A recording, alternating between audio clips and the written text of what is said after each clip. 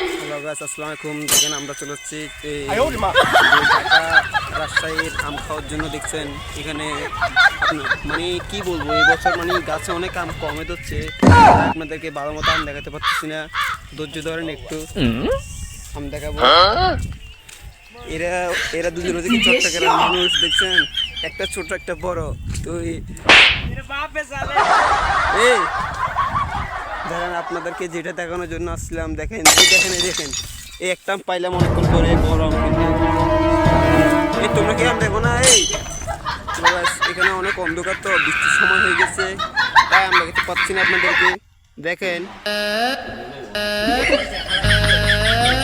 মোটামুটি অনেক আম আছে। দেখেন একটা ছেলে করে চুরি করতে গেছে, সে চুরি করতে গিয়ে একটা আম পেল, কিন্তু পাকা আমটা যেটাকে বলে উপরে মেকআপ আর ভিতরে উপরে ফিটফাট ভিতরে সতর্কার। কিন্তু সেটাকে দেখলো অনেক টক। দেখেন